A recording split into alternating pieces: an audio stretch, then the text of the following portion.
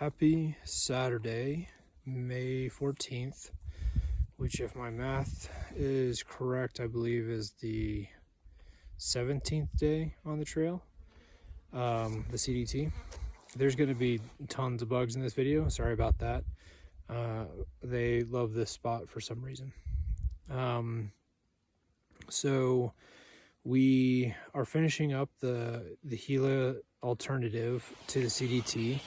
And we actually left the canyon and the river early this morning during the hike. And in order for us to get finished with the alternative, it's actually a road walk. And I think it's about 30 miles, maybe just a little bit less.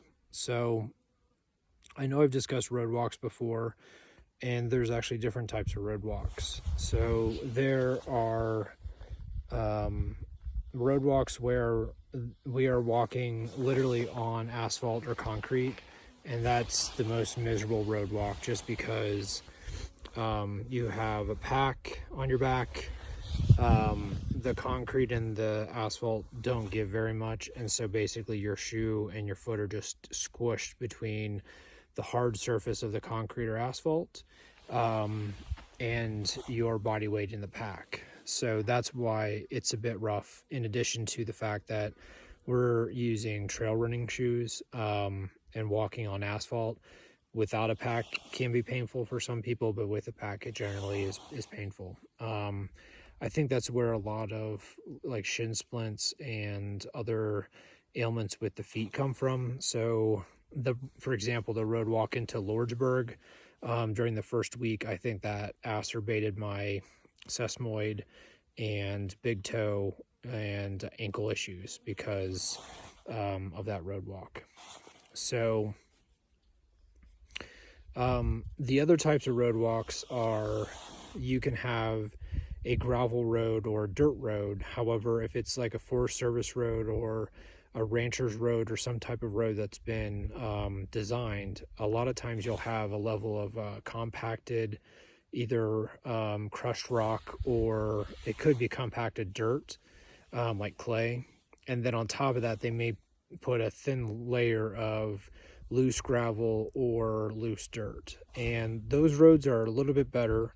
They give a little bit more. However, if you have a road where that thin layer of loose stuff on top has been either washed away or compacted into the road, then you're basically walking on the road base, which is that crushed rock or compacted dirt. And so it's a little bit better than asphalt and concrete, but it can still be painful because of the fact that it's compacted and you're still squishing your shoe and foot between two pretty firm objects.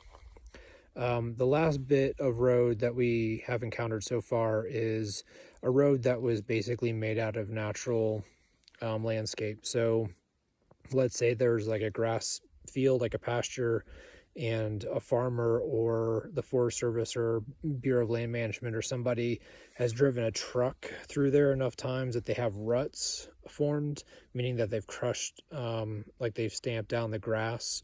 Or if it's loose dirt, they've, basically the loose dirt has formed kind of ruts. And even the center between each of the tires still may have grass. And those roads are actually not bad to hike on because they're made of natural materials. It's just the repetition of a vehicle going through there has created a quote unquote road. And so essentially, those types of like natural roads are considered similar to trail, where your body, like, it's a little bit more forgiving on those roads. So today's road walk, once we got out of the river valley, we had a road walk that was kind of like a natural type of road, which wasn't bad, and it took us up and over this it wasn't a mesa, but it definitely was a plateau. If it was like, if somebody would call it a plains or a pasture, it's definitely higher elevation, because we could see all over the area where we were hiking. So we were pretty high up. So that first bit actually wasn't bad. because it was a natural type of road. Then we finished with that road and got onto a Forest Service road, I believe, or it could be like a county road that's just not paved. And so it had that compacted crushed rock with like a little loose stuff on top, and it was rock, it wasn't dirt. On top of that, it walked like we walked through, or the road traveled through a burn area.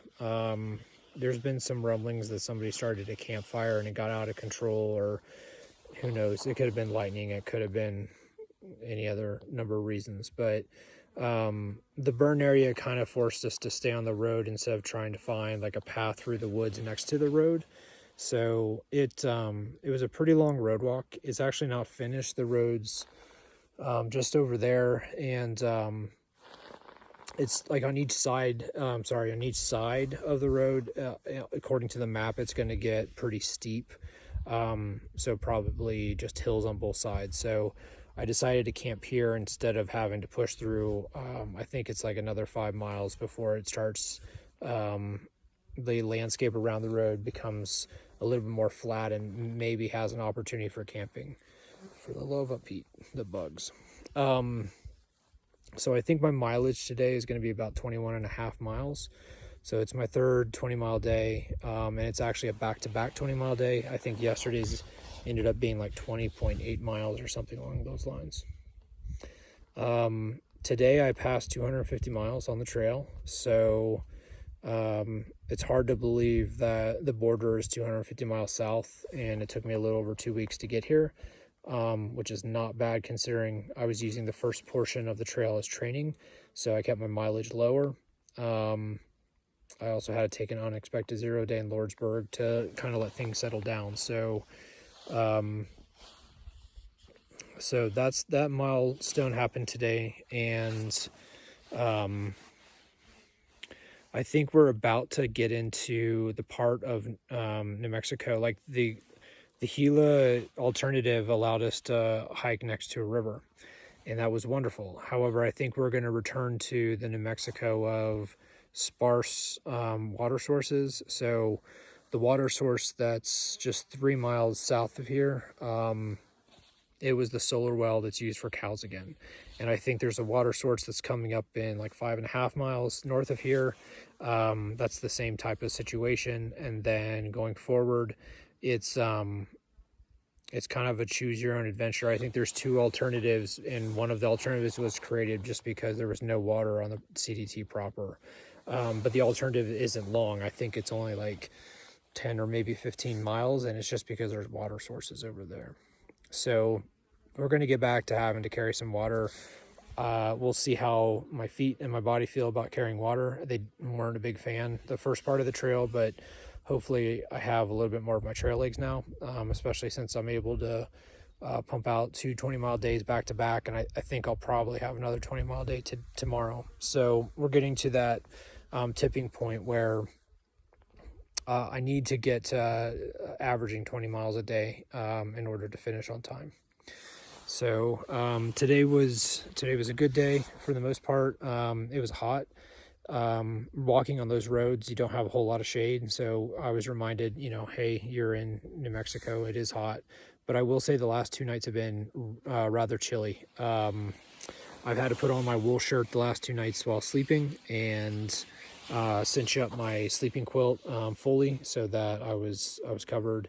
And it's been kind of cold in the morning, so I've gotten off a bit later than I was in the desert, but overall it's pretty good. I think I started this morning at 7:30 and I finished at 4:45, so that was 9 hours and 15 minutes to finish 21.5 miles, and that includes like a 30-minute lunch break and a break to filter water for 20 minutes, and like just a 10-minute break here and there just to use the restroom and kind of take your pack off for a few minutes.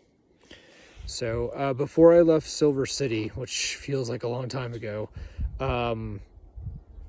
I received a few text messages asking about gear and food and I think something else. So what I'll do is once I get into Pie Town in a few days, I think it's 3 days if I'm correct, then I will collect those texts into some notes, and I will answer some of those questions. So if you have any questions, you can text me and I'll answer them in future videos.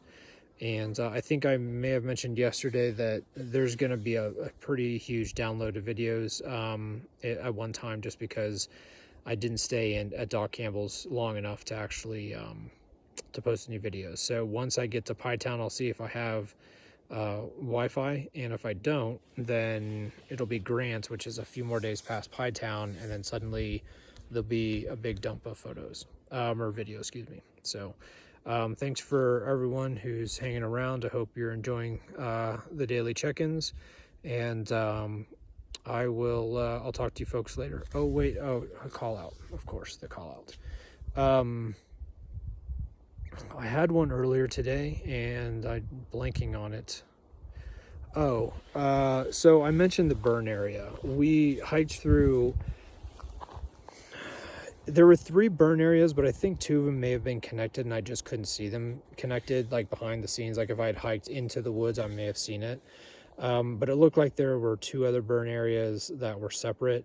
And then I saw some prescribed burns, meaning that the Forest Service or whichever federal agency owns the land will do, basically, they'll purposefully burn some of the land in order to clean it up, so that if a forest fire or wildland fire comes through, that it's not as harsh. And so the term is known as a canopy fire. So if you have a wildland fire and the lower portions of the tree, like let's say the ground cover burns and the lower portions of the tree may get a little bit burned, that's a healthier fire, meaning that it can like regenerate the forest.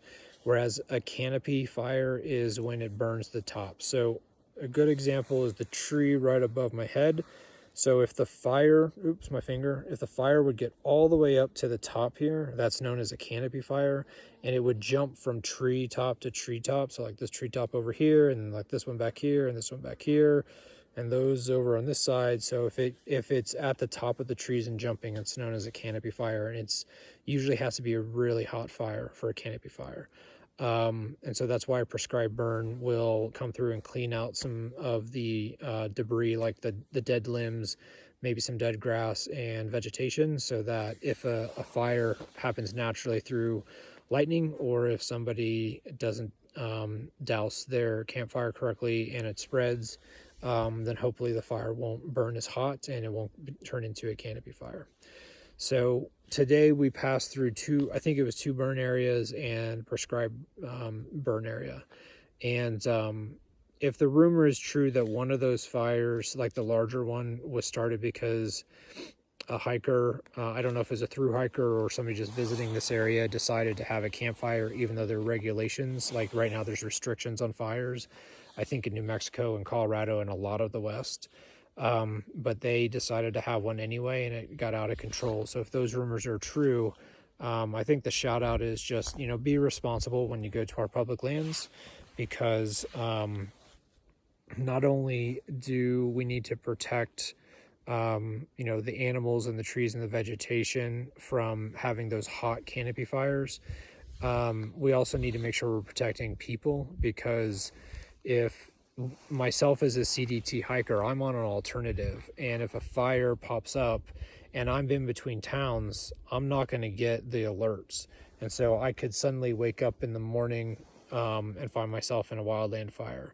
And it's not just through hikers, it could be, anybody who's visiting the natural forest or a parklands or whatever it is.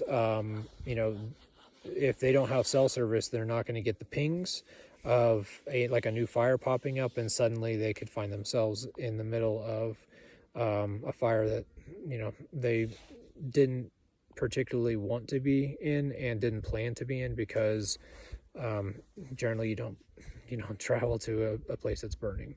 So just I know the summer's about to start and a lot of the West is dry. Like there's a creek that's right over there that's supposed to be flowing, and it's dry.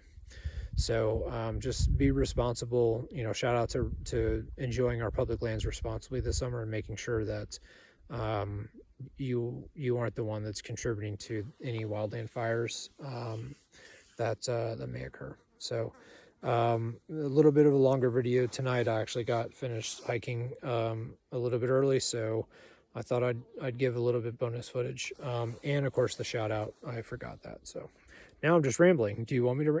I'm done. Everyone have a nice evening. Again, thanks for watching, and we'll talk to you folks tomorrow.